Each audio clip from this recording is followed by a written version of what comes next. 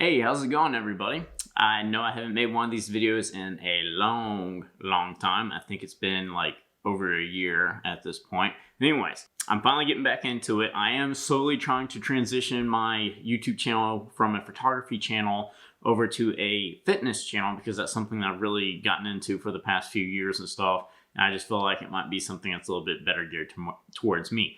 That being said, I am going to finish up some of my product reviews of some of the equipment I have, and that is going to start with the Canon BG-E22 battery grip for the Canon EOS R. I'm not going to be going over any tech specs or anything like that. I'm just mostly going to be talking about my personal experience using it. I mean, it's just a battery grip. There's not a whole lot that you can really say about it, but I am going to be talking about a few of the reasons why you should probably get this battery grip. And just so you know, in the description down below, there will be links to find this product on Amazon. So if you are interested in buying it, be sure to check those links out. Amazon usually has good deals and fair prices and everything. So first I'm going to go over some of the things I like about this battery grip. The first and foremost is you got extra battery life. If you're someone that you got to worry about battery life, you don't want it dying pretty quick on you, or you might be going a while before you can change out the batteries. Like say you're going out on a hike someplace to do wildlife photography, or maybe you're going to be at a sporting event and there might be a while before some downtime, or maybe you're doing some wedding photography and you just don't want to miss any key moments. Having twice the battery life, or at least roughly twice the battery life, is a very good thing, because that means that you don't have to worry about stopping to change it out and missing some important action. The second reason why I like having the battery grip is because the Canon EOS R is a little small. Now, I don't have the biggest hands in the world, but they're also not super small either, and occasionally I will find it difficult to hold the Canon EOS R. Like my pinky in particular will start sliding off the bottom of the camera. So having this extra big bulky grip really helps, because right here is the bottom of where the camera would be. I'm recording with my EOS R right now, so that's why I can't show you that. But my pinky would normally be resting right here. So it just feels a little bit more comfortable to be able to use the grip and to be able to just use the camera in general, especially for the next reason that I like using a grip, and that is portrait mode. So, boom, you can hold your camera just like that. You just have it right down here. And then your lenses, blah, blah, blah. For portraits, it's just so much more comfortable. So if you're someone that does a lot of portraits for clients, or especially for wedding photography or anything like that, that's so freaking nice. And let me tell you, whenever I like to do some wildlife photography during my free time when I can. Sometimes you want to get a portrait, especially if you're able to get close enough to a bird or a squirrel or something like that. Being able to just easily, hold the camera like normal and shoot it like normal.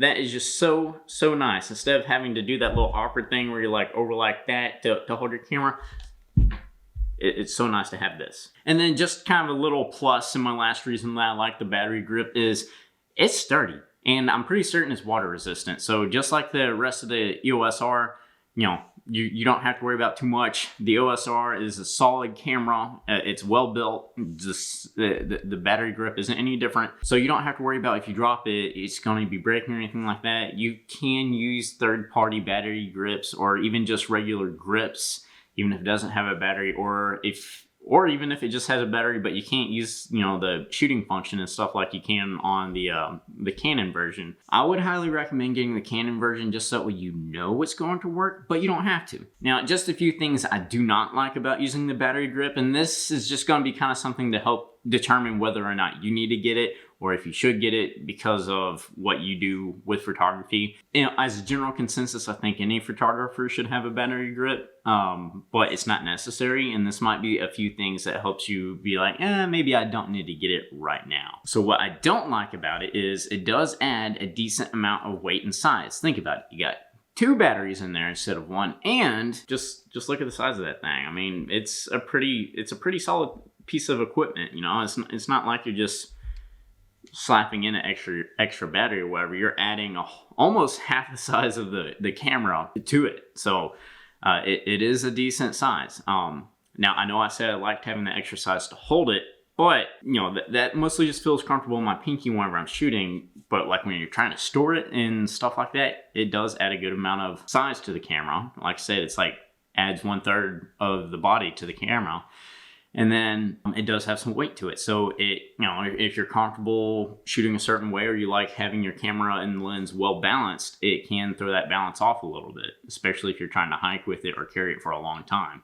It kind of makes recording video awkward. Now, I'm not a videographer, so I can't say this like 100% if it's like great or not for recording videos, but I do know that the few times I am recording a video and I have my camera in my hand, and you know, I like to kind of hold my camera under the lens and kind of look like that, and you know, do stuff like that or whatever with it. It was just a little bit more awkward to do that with the battery grip because that would kind of get in your way. I mean, that's just a little small thing. Maybe it's not that big of an issue for some people, but for me, it was different. So maybe I just didn't get used to it or something. And then the biggest thing is it makes tripods top heavy. And to be more specific, I'm talking about like the little Gorilla Pods or whatever. It's kind of like what I use for recording my videos, like this little Gorilla Pod thing right here. Having the battery grip on that kind of makes it a little top heavy, and it can't really handle the weight too well. On a full-size tripod, I'm sure it's not that big of an issue. I'm not really trying to use my camera on a full-size tripod with the battery grip, but at least on the smaller tripods, kind of like a Gorilla Pod or something like that, it does make it top heavy, and sometimes the Gorilla Pods can't handle the extra weight. So who is the battery grip for? As I said kind of before, it's mostly for wildlife or sports photographers, somebody that there's a lot of stuff going on, or you might have to leave your camera on for a long time because, you know, that little delay of it turning on and off or whatever can be enough that you miss some action. Mostly I would say it's for wildlife and sports photographers.